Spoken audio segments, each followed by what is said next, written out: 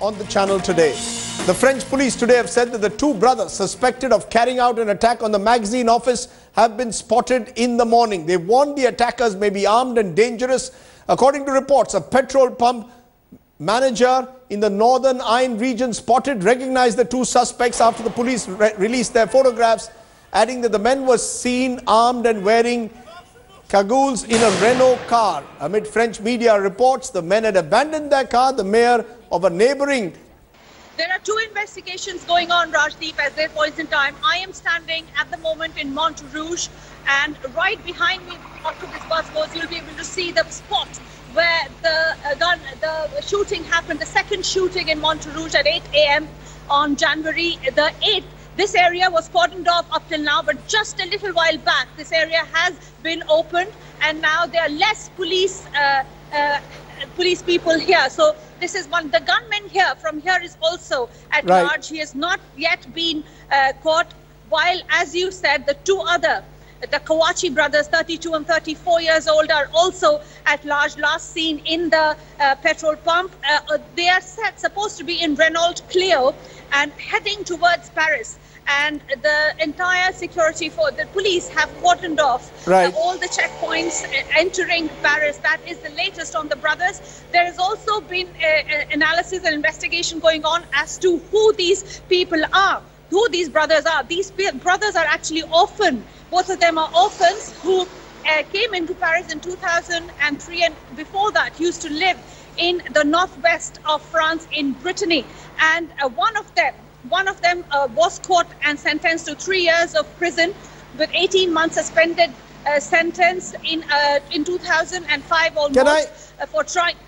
Yes, Lavina, what I want to know, there have been some reports, and we are getting mixed reports about other attacks that have taken place across France. A policewoman was found shot dead. There have been reports of a possible attack on there were reports that allegedly a mosque was attacked.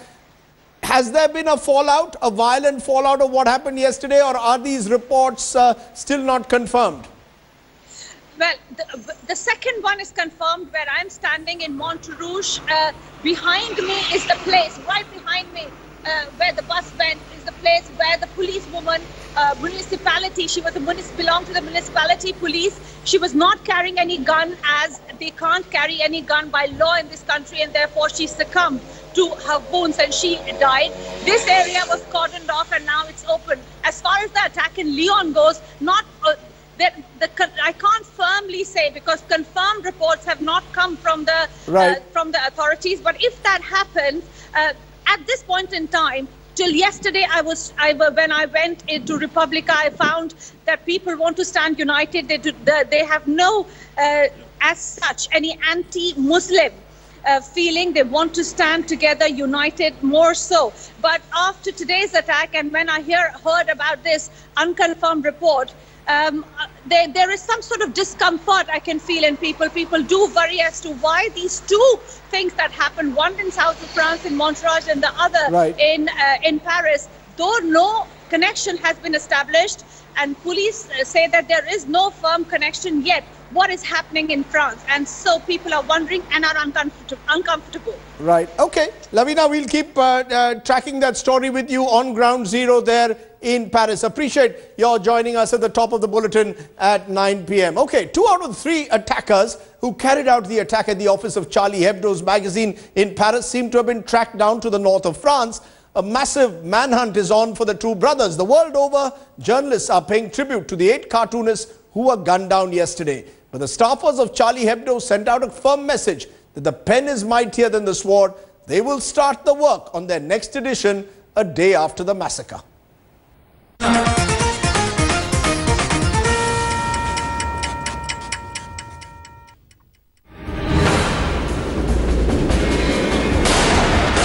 A major manhunt is underway for gunmen who shot dead 12 people at the office of the French satirical magazine Charlie Hebdo in Paris. Reports suggest that the two main suspects of the massacre, brothers Sharif and Saeed Kauchi, have been tracked down. The duo were said to be travelling in a grey Renault Clio with number plates covered up. They were said to be wearing thick woolen caps. Weapons were also reportedly seen in the back of the vehicle as the duo drove away from Paris. A third suspect reportedly handed himself in to the police. Protests and vigils over the attack have been held across France. Here in Place de la République, where people have not stopped coming and lighting a candle, standing by each other, shoulder to shoulder. This attack sent shockwaves and sadness all across the city, all across the country, in fact, globally. The world too joined in solidarity with France to pay tribute to the 8 journalists gunned down in Wednesday's attack. On the social media too, tributes poured in forms of biting satire and cartoons. And I stand with Charlie Hebdo became the top Twitter trend. With Lavina Tandon in Paris, Shoud headlines today. Those pictures from Paris to New Delhi, solidarity here too in the national capital. The lessons from the Paris attack for India. Can freedom of expression be absolute? That's my talking point at the top of the 9 p.m. bulletin. Joining me now, Madhu Kishwar, activist who is and journalist. Also joining me is Kabir Bedi, actor. I'm joined by Soli Sorabji, former Attorney General of India, Dr. Zafrul Islam Khan, editor and publisher of the Milli Gazette. Ruchir Joshi, filmmaker and author, is also with us. And Sudhir Dar, renowned cartoonist. Appreciate all of you joining us. I'm going to start with you, Ms. Kishwar, because you have been arguing extremely strongly that you believe freedom of expression is absolute. And you have retweeted today from WikiLeaks saying, you're not Charlie Hebdo. Je suis Charlie, as a number of us are saying, you're not Charlie Hebdo unless you are prepared to retweet its most offensive cartoons. And you have retweeted some of the most offensive, what people believe are offensive cartoons, including one which says, the Quran is shit, it doesn't stop bullets.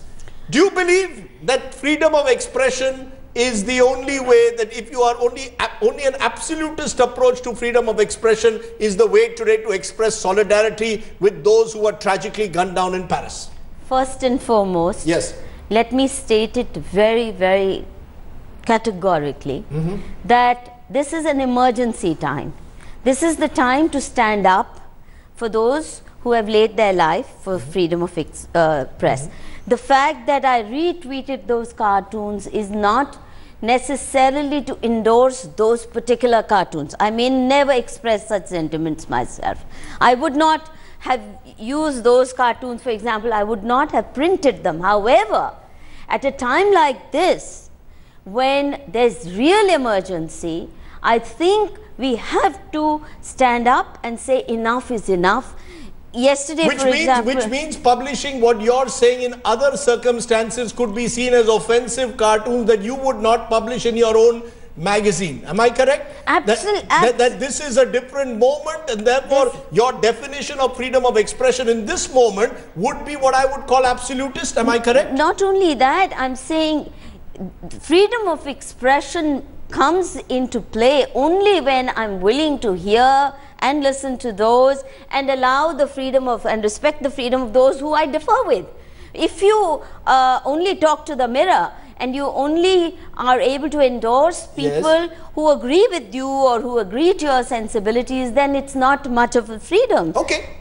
In fact, someone said that is fandom. When you only want people whom you agree with, that is fandom, which is a way of looking at people as fans rather than looking at it as a freedom. But Sudhir Dar, as a cartoonist, I want to get your view on this. Do you believe that as a cartoonist, the freedom of a cartoonist is absolute?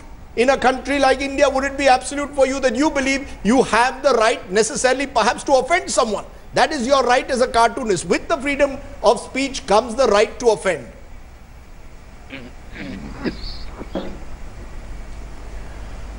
Rajdeep, yes, as I see it personally, yes, I think that there has to be a line. You must draw your own line. You know, it has to be a line of control. Because you can't have absolute freedom. Absolute freedom means that you can set the whole place on fire. Madhu Kishwar says these are emergency times. Madhu Kishwar says these are emergency times, therefore you must have the right, at least at a time like this, freedom of expression must be absolute. Just a minute, man. No, freedom of expression is freedom of expression. I have no quarrel with, but I think there has to be a Lakshman Rekha. You can't go overboard. You can't, set the place on fire. It's really something which you must understand. What you're dealing with. You're dealing with a very mighty weapon, and it can inflame people. It can lead them to acts of violence, as we've just seen. I mean, it's a shocking. Hold on. So it's a shocking day. It's a very, very sad day for cartoonists. You're saying that a cartoonist has to be careful. In a way, you're saying a cartoonist doesn't have absolute freedom. I want to bring Kabir Bedi in as a theatre person. Do you believe that the freedom of expression of a person, your artistic freedom, your creative freedom must be absolute? Just a minute. Let me get Mr. Bedi in. Rajdeep, there is the freedom of expression, there is the freedom to offend, but the fact is there are restrictions to this. While the freedom of expression is even listed as a human right under the Declaration of Human Rights of the United Nations, the fact of the matter is there are reasonable restrictions that are placed. Not just the proverbial no right to shout fire in a crowded theatre. There are issues of libel, slander, classified information, copyright violation, all kinds of things like that. But leaving all that aside, the main issue here is, what is the purpose of restricting that freedom of expression? Just because there are certain restrictions doesn't mean that the principle doesn't apply overall to larger issues. If somebody is offended by something, it's called the offense principle. If somebody is offended by something, you have to see how many people were offended, what were the motives of the person that perpetuated that offense, how easily could it have been avoided, and what is the larger and general interest of the community at large? Can I raise the larger question then? Can I raise the question then? And I want Ruchir Joshi to respond to this as a writer, as someone who stood by Salman Rushdie and others when their books were banned, and others have faced similar bans. Ruchir Joshi, do you believe that the right to free speech involves the right to be offended? It's the response. It's the violent response which is the problem in this case. It's not about absolute free speech or whether absolute free speech comes with duties and responsibilities. It comes with no one has the right to take someone else's life. So the right to life is an absolute right. Rajdeep, I think we have to draw, the Lakshman Rekha that Mr. Dhar talks about. Yes. The problem there is that one man's Lakshman Rekha can be another man's censorship cordon.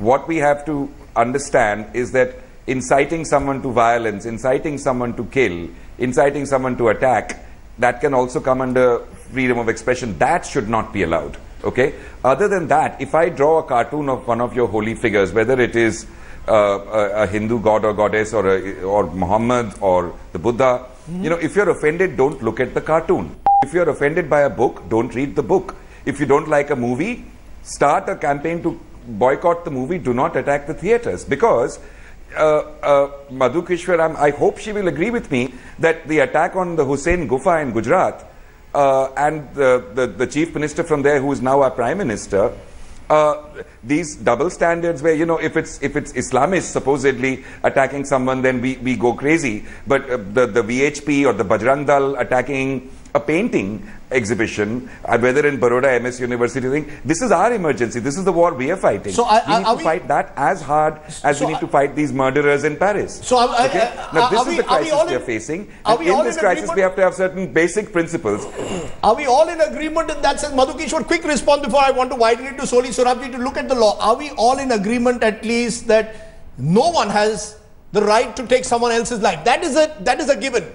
No one has the right to resort to violence. You are offended with a Hussain painting, you have no right to ransack the art gallery. Yes. You are offended with the cartoon in Charlie Hebdo, you have no right to enter the office and gun people down. Are we in agreement with that? You are offended with PK, you cannot vandalize the cinema theatre. Are we in agreement whether Hindu or Islam? Violence is unacceptable. Let me respond to Ruchir Joshi. I want to tell you, Ruchir, you'd be happy, that when Hussein's paintings were being vandalized, Manushi actually published some of those paintings that were being vandalized. I would not accept it from anybody, God Almighty including, this kind of vandalism, no matter who does it. Secondly, talking of Lakshman Rekhas, under the shadow of the gun is so dangerous because Lakshman Rekhas cannot be drawn by gunmen.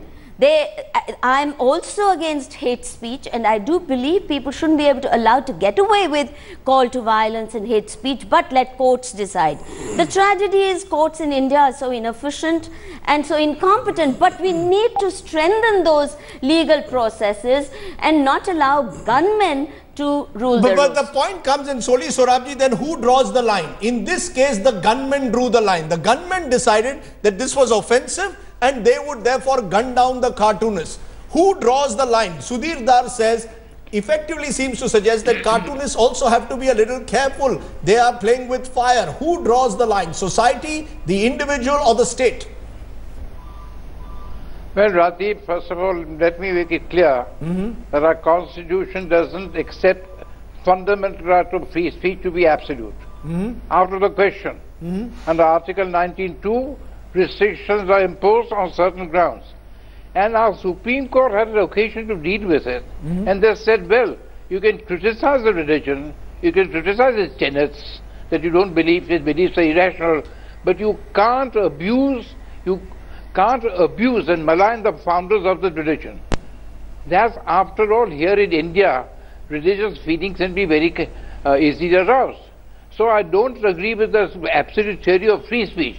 At the same time, the reaction of the people who were hurt by the cartoons, assuming they were correctly hurt, to indulge in barbaric acts of murdering others, that's also absolutely unacceptable.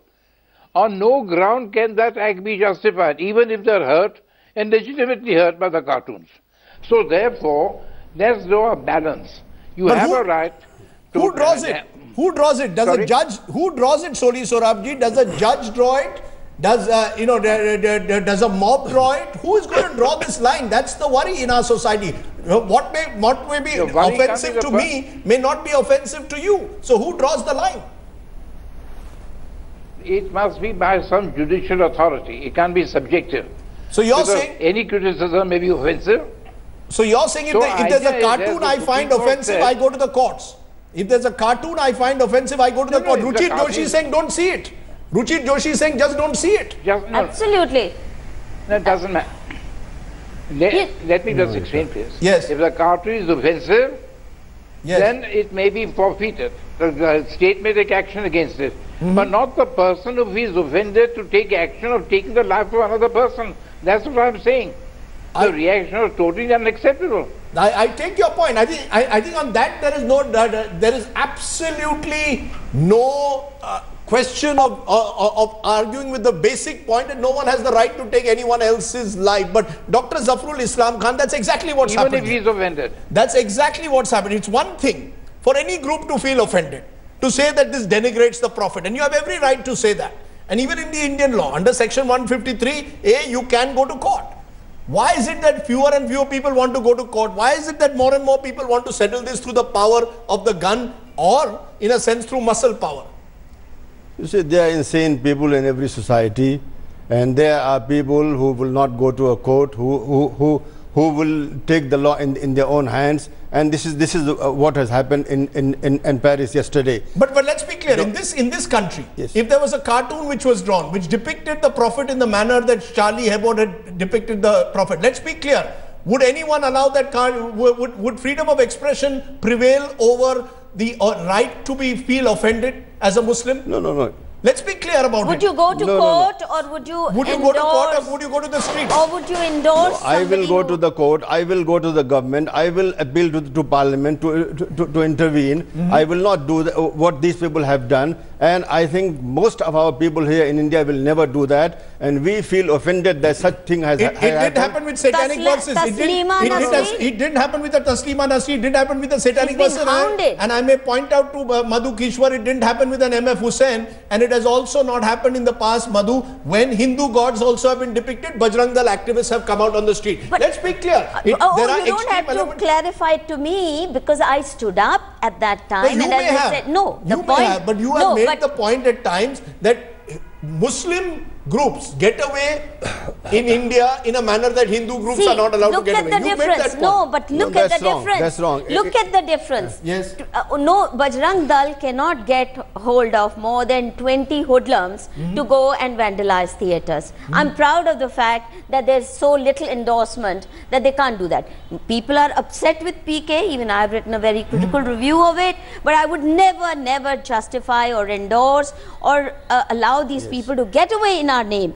The difference is in certain faith groups, among certain, in this case the Wahhabi Islam, they have taken over through the sheer force of gun. They do not allow anybody to talk. Dr. Khan, is that a fair assumption to make that in Islam? We've seen it with the what they did, what Owaisi did to one second. You have been speaking all the time. Not all the time, please. I'm just saying what Owaisi did, physical violence against Taslima Nasreen in Hyderabad. Now, was that justified?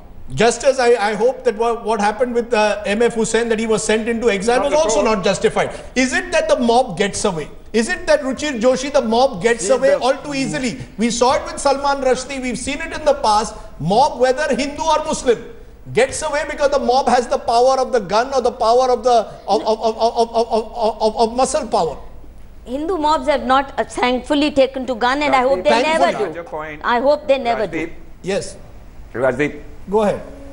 Rajdeep, the other point we need to make for India, okay, leave aside Paris or Europe right now, the other point which we need to remember, and remember well at this critical moment, is that the politicians have always used the mob and ideas of offense to their own advantage. For example, in Jaipur, Ashok Gehlot immediately plugged in to his vote bank and said, I understand the anger of the Muslims against Rushdie, even when there was no reason for that anger. In the meantime, his opposite number, who is now the Chief Minister of Rajasthan, while she was attending parties at the Jaipur Literary Festival, her minority cell was trying to launch cases against us for reading from the satanic verses. Okay? So every political party has used this. Mamata Banerjee here will say, I will not allow Rushdie to come to Calcutta. Pray, why not? You've not read the satanic verses.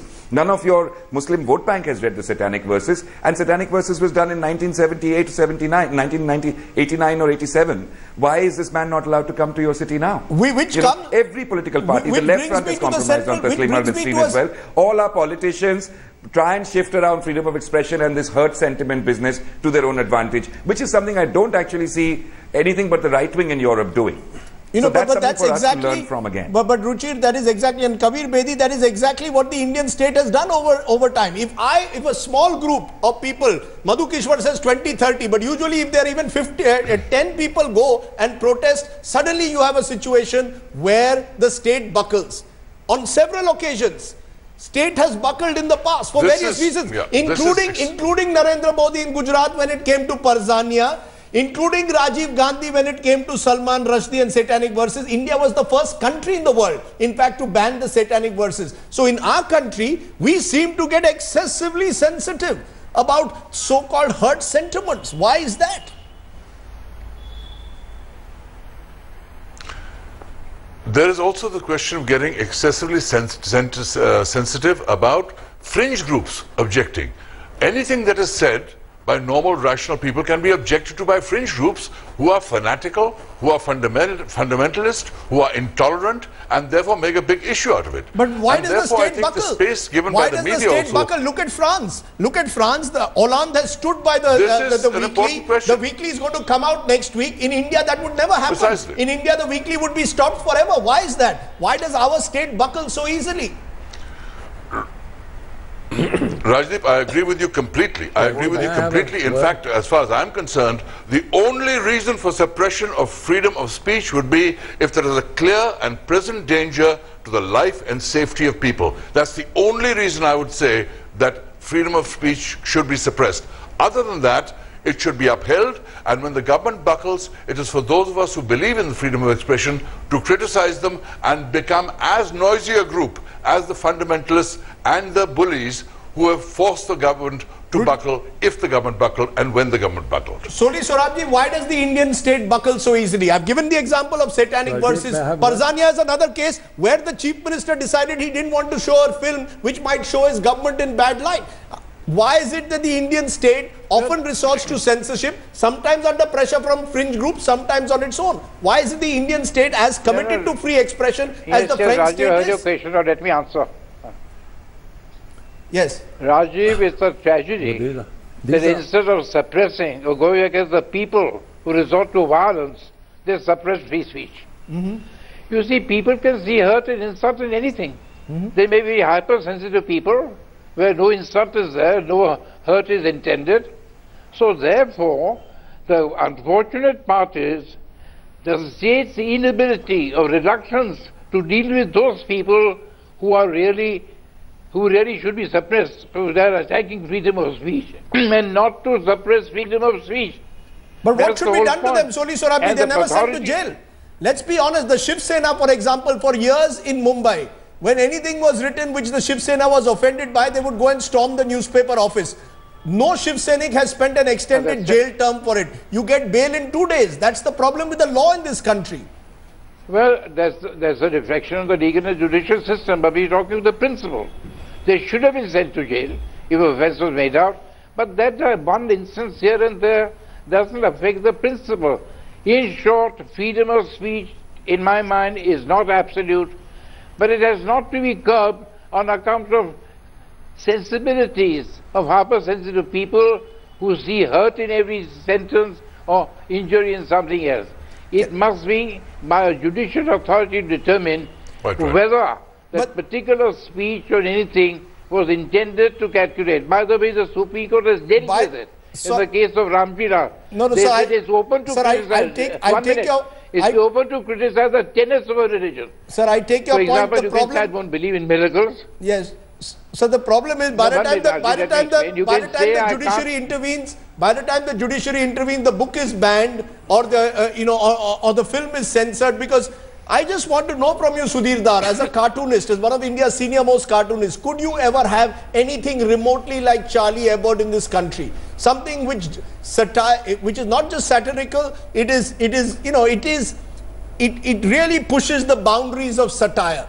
Could you ever have a Charlie Hebdo like magazine in India, Sudhir Dar? In India? No, we couldn't. I'll tell you why. Yes. Because a lot of our people are on very short fuses. Yes. They get excited, inflamed, they just blow their top off. I mean, look how easily, people get angry on roads. No, but hold on. What is that? I come back to it. Look at the institutions of, people. I really think Sudhir is copping out here. Yes. I think Sudhir is copping out here because apart from freedom of expression in general, there has to be a special license given to humor and cartoonists to have the right to offend without fear of life and liberty. Therefore, I feel Sudhir is taking this very ultra-defensive position that says, let us be nice to you. Cannot be nice to everyone if you're a cartoonist. You should know that more than anyone else, Sudhir. The cartooning is based on lampooning, is based on making fun of people, is based on making fun of ideas.